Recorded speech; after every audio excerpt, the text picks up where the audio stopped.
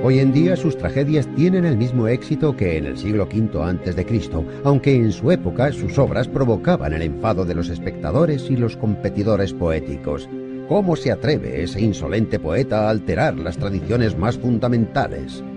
Puede que esta sea la razón por la cual los historiadores que trabajaron en la biografía del poeta lo hicieran de tal forma que tantos siglos después es complicado diferenciar entre los datos falsos y los verdaderos que rodean la vida del dramaturgo.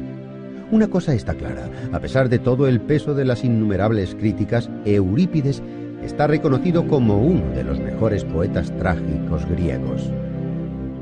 Los antiguos historiadores adoraban encontrar vínculos extraordinarios en los acontecimientos históricos. Solían afirmar que Eurípides nació el día de la gran victoria de los griegos sobre los persas en una isla cercana a Salamina. Por ello, el autor estaba destinado a alcanzar la gloria. Existen otras teorías que apuntan que el dramaturgo nació unos años más tarde, en el 484 a.C., y que el hecho de que se convirtiese en uno de los mejores autores de su época fue por méritos propios. Los poetas atenienses y contemporáneos de Eurípides no tenían por costumbre elogiar los poemas de otros. En esa época las críticas se reducían a banales comentarios. En el campo de las batallas literarias, los enemigos de Eurípides le atribuían sangre humilde y defectos físicos y mentales. Cuenta una leyenda que el autor sentía un odio inmenso por las artes y por las mujeres. Pero un siglo más tarde, Aristóteles afirmó que Eurípides era el mejor poeta trágico de todos sus contemporáneos.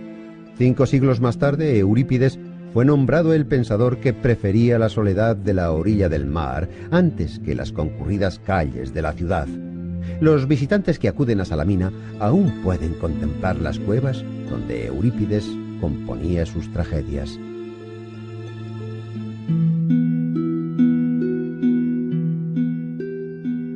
Como otros trágicos, las obras de Eurípides tratan de leyendas y eventos de la mitología que describen crímenes, asesinatos, venganzas, perjurio, incesto, autosacrificios glorificados, severidad, devoción y valentía. Eurípides usaba los mitos de forma inteligente. Fue el primer poeta griego en mostrar a la gente tal y como era en su vida real, con sus defectos y sus conflictos. Los héroes de las obras de Eurípides eran personas comunes con sus debilidades y sus grandezas. En la tragedia Ifigenia en Táuride, la hija de un zar, habiendo superado el miedo a morir, algo natural en todo ser humano, sacrifica su vida deliberadamente por el bienestar de su pueblo. Otra heroína, Fedra, elige la muerte con el objetivo de limpiar su nombre, y en su última carta calumnia a su hijo adoptivo. En el año 455 a.C., Eurípides participó por primera vez en el concurso anual de dramaturgos. Durante más de medio siglo fue el competidor más duro del conocido Sófocles. Escribió alrededor de 100 tragedias, aunque solo consiguió hacerse con 4 victorias y la quinta se la otorgaron después de su muerte. Solo han llegado 18 escritos del autor hasta nuestros días. En tragedias como Medea, Hécuba y Andrómaca, el autor habla de problemas que eran objeto de especulación en Atenas en el siglo V a.C., temas como el papel de los dioses en el destino de un hombre, la racionalidad del mundo, Esparta como el enemigo de Atenas en la guerra del Peloponeso, etc. Al igual que Sófocles, su competidor más renombrado, Eurípides, utilizaba la mitología en sus escenarios. De hecho, los antiguos mitos eran su herramienta favorita para crear las tragedias. Los predecesores del dramaturgo eran expertos en volver a relatar los ya famosos argumentos. Eurípides fue el primero en desviarse de estas tradiciones y, con perspicacia, intentar sumirse en el mundo interior de los héroes y de sus sentimientos.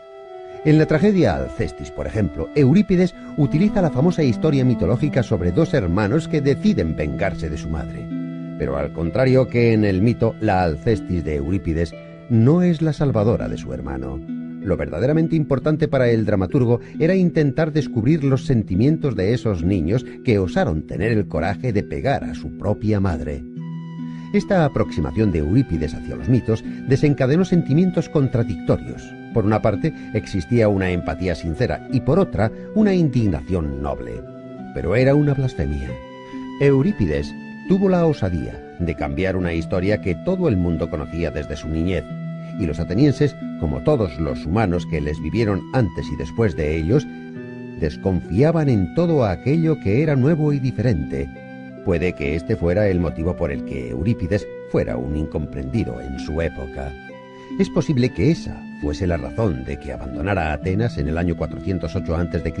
para pasar el resto de sus días en Macedonia y trabajar en la corte de Arquelao como poeta y escritor. Allí, en Macedonia, entre los años 407 y 406 a.C., Eurípides falleció en las líneas de una triste primavera que podrían formar un epitafio. No debe lamentarse la muerte, debe lamentarse la vida destinada a la lucha y a una vida miserable. Desde los tiempos antiguos solo nos han llegado unas pocas imágenes del dramaturgo, pero visualmente demuestran que durante toda su vida este hombre melancólico inclinaba su cabeza pensativo agradeciendo los reconocimientos, pero sin comprender los injustos y constantes ataques.